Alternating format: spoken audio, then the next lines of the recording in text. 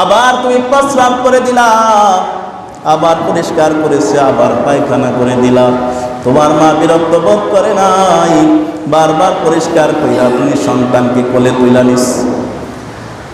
তোমার বাবা তোমাকে কোলে নিছে, বাবার কোলে প্রস্রাব করে দিছ, বাবার কোলে পায়খানা করে দিছ রে যুবক। তোমার বাবাই কোনোদিন তোমাকে কোল থেকে ছিটকে ফেলায়া দেয় নাই। আজকে সেই বৃদ্ধ বাবা মা দুর্বল হয়ে গেছে, আজকে বিছানায় প্রস্রাব করে, তোমার কোলেও প্রস্রাব পায়খানা করে না, শুধুমাত্র তোমার বিছানায় একটু প্রস্রাব পায়খানা করে। এই কারণে তুমি সন্তান আজকে মা বাবার এইটুকু সহ্য করতে পারো না।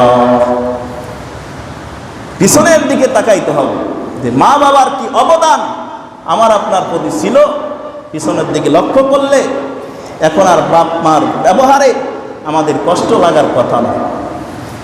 আজকে মা বাবার কষ্টগুলো তুমি সহ্য করতে যদি পারো, তোমার ব্যাপারে আল্লাহর নবী সুসংবাদ দিলেন। আল্লাহর নবী বলেন, রেজার রব্বি ফি রেজাল ওয়ালিদাইন আও সাখতুর রব্বি ফি সাখতিল ওয়ালিদাইন। তোমার মা বাবা যদি তোমার ব্যবহারে সন্তুষ্ট হয়ে যায়, তোমার মা বাবাই শুধু সন্তুষ্ট হয় না, আমার আল্লাহ তোমার প্রতি সন্তুষ্ট হয়ে যায়। সুবহানাল্লাহ।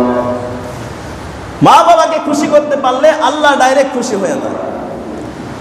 আর মা বাবা যদি তোমার প্রতি বেজার হয়ে যায়, তোমার প্রতি তোমার রব আল্লাহও বেজার হয়ে যায়। মা বাবাকে যদি কষ্ট দেওয়া হয়, মৃত্যুর সময় যুবক তোমার মুখ দেয়া কালেমা বাইর হবে না। এই কারণে এই মা বাবা বড় দামি জিনিস। মা বাবা থাকতে মা বাবার কদর করো, মা বাবা থাকতে মা বাবার খেদমত কইরা যুবক তুমি জান্নাত কামাই করো। এই কারণে আল্লাহর নবী 3 ব্যক্তির জন্য বদদোয়া করছেন। তার ভিতর হইতে এক ব্যক্তি হলো ওই ব্যক্তি যে তার বৃদ্ধ মা বাবাকে পাইল, কিন্তু তাদের খেদমত কইরা জান্নাত কামাইতে পারলো না। আল্লাহর নবী এই লোকের ব্যাপারে বলেছেন সে ধ্বংস হয়ে যায়। এই লোকটার ব্যাপারে আল্লাহর নবী ফেরেশতা জিবরিল আমিনের সাথে একাত্মতা প্রকাশ করেছে যে এই লোকটা কি হয়ে যায়, ধ্বংস হয়ে যায়।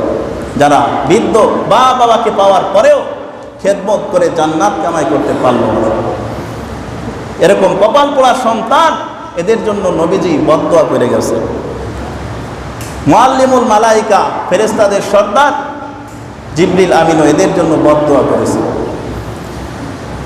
ওই যুবক বলতেছে, হ্যাঁ আমার সন্তানদেরকে আমি ক্ষুধার্ত রাইখা আমার মা বাবার মুখে আমি আগে ছাগলের দুধ তুলে দিয়েছি।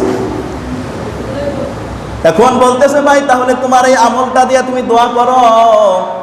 ওই যুবক আল্লাহর কাছে আমলের ওসিলা দিয়ে হাত তুলে দোয়া করে, আল্লাহ এই আমলটা যদি তোমার কাছে পছন্দের হয়, তুমি আজকে আমাদেরকে এই সংকট থেকে মুক্তির ব্যবস্থা করে দাও। এই যুবক যখন এই আমলটাকে ওসিলা দিয়া আল্লাহর কাছে দোয়া করছে, দোয়া করার সাথে সাথে দেখা গেছে ওই গুহার মুখে যে বিশাল আকৃতির একটা পাথরখণ্ড ছিল, পাথরখণ্ডটা একটু সরে গেছে। সুবহানাল্লাহ, একটু সরে গেছে, হালকা ফাঁকা হয়ে গেছে। কিন্তু এই পরিমাণ ফাঁকা হয় নাই যে বাইর হইতে পারবে, বাইর হওয়ার রাস্তা এখনো হয় নাই, কিঞ্চিত ফাঁকা হয়েছে, এই পরিমাণ ফাঁকা হয়েছে। এতটুকু ছিদ্র দিয়ে তো আর মানুষ বের হওয়া সম্ভব না। এখন আর একজন বলতেছে, ভাই আমার একটা আমল আছে, দেখি এই আমলটা ওসিলা দিয়ে একটু দোয়া করি। তোমার কি আমল আছে বলো? বলে আমার আমল আছে, আমার একজন চাচাতো বোন ছিল, সম্পর্কীয় একটা বোন ছিল আমার। এই বোনটা ছিল বড় দরিদ্র, আমার কাছে একদিন কিছু ঋণের জন্য আসছিল, ভাই আমাকে কিছু খরচ দাও, ধার দাও। আমি তখন বলেছিলাম না না, এমনি এমনি দেওয়া যাবে না, তুমি যদি আমাকে কিছু দাও আমি তোমাকে ঋণ দিতে রাজি আছি, এই টাকাটা তোমাকে ফ্রি দেয়া দিব, যদি তোমার কোনো পরে আবার দেওয়া লাগবে না, কিন্তু এমনি এমনি দেওয়া যাবে না, আমারও একটা শর্ত আছে। বলে কি শর্ত? বলে আমি তোমার সাথে অশ্লীল কার্যকলাপ করতে চাই, আমার জৈবিক চাহিদা আমি মিটাইতে চাই, তুমি যদি রাজি হও তোমাকে আমি কিছু ঋণ দিতে রাজি আছি। এই শর্তে যদি তুমি রাজি থাকো, আমি তোমাকে কিছু দিতে রাজি আছি, তোমাকে ফিরিয়ে দিয়া দেব, পরে আর তোমার দেওয়া লাগবে না। এ বোন, তুমি কি রাজি আছো কিনা বলো। ওই ব্যক্তি বলতেছে, আমার চাচাতো বোন ছিল আল্লাহ ভীরু বান্দি, এই বান্দির অন্তরে ছিল আল্লাহর ভয়। বান্দি রাজি হয় নাই। বান্দি যখন কিছু না পায় আমার দরবার থেকে চলে গেছে। অনেক দিন পার হয়ে যায়। আমার চাচাতো বোনটা ছিল বড় অভাবী, অর্থের বড় দরকার ছিল।